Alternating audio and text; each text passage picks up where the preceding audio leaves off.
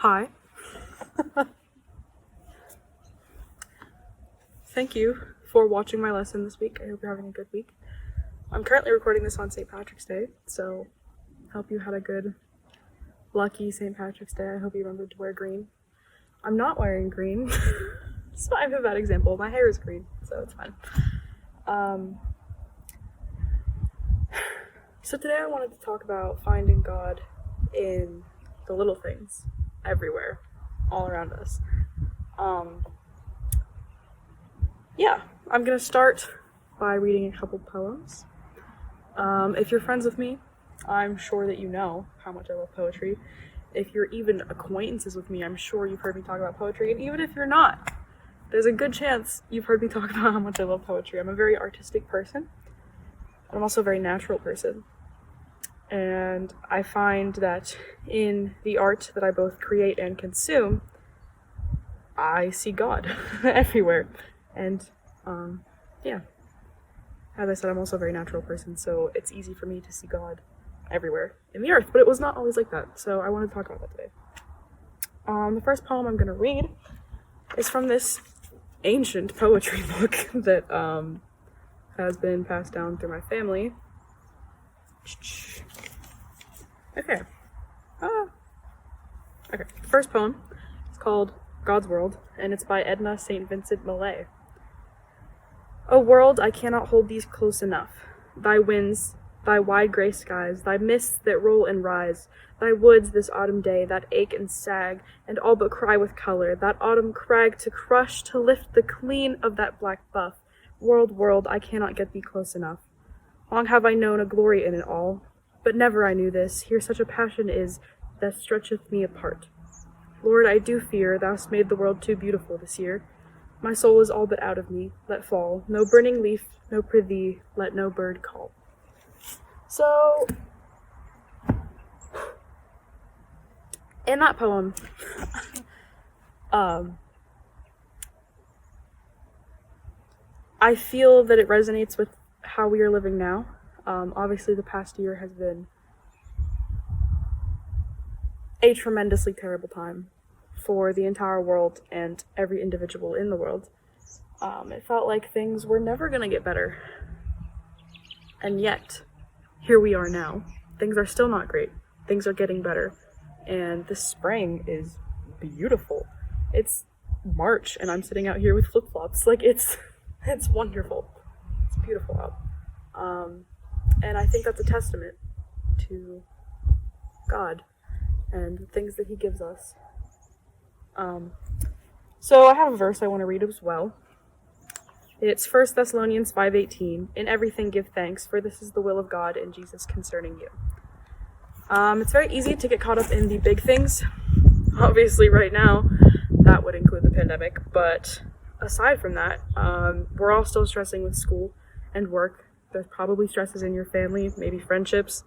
Health can also be a stressor during this time, and every time, but now especially, and even loss.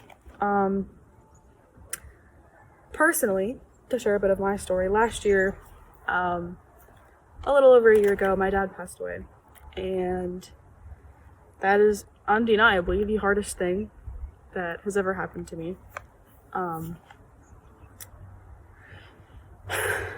And after that happened, I began to question God a lot, and my relationship with God started to stray quite a lot. There were things that I started doing that I didn't do before.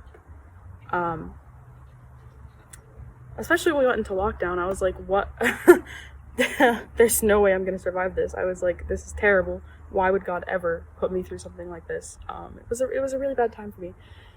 So I started picking up new habits that I was like, well, this will distract me from everything going on and my struggling relationship with God. So I started running. Well, I already did run, but I started running a lot. And I run outside because it's really pretty where I live. Okay, I like it. Lots of trees. I love nature and I love trees. And I would go on runs and be like trying to literally outrun God. I'd be like just trying to find some sort of distraction. And at first that worked. Honestly, it did work at first. But then I began to see God everywhere. God was the birds that sang while I ran, and God was the trees that did not move. They stayed there every day all year long, and they're gonna be there long after I'm gone, and lots of them were there long before I was gone. That is God. God was in the beautiful skies, and even the rain. I love running in the rain. It's so exhilarating. God does that for us. And last year especially, I've always, as I said, I've always loved art and the arts and writing and music, but I got really, really into poetry over quarantine, and I was like, this will be a distraction. And it wasn't.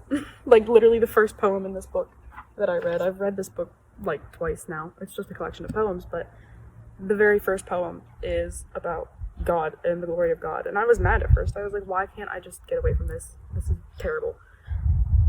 But obviously, God was trying to teach me a lesson. God was trying to bring me back to him in every single way, even though I did not deserve that. I did not deserve that.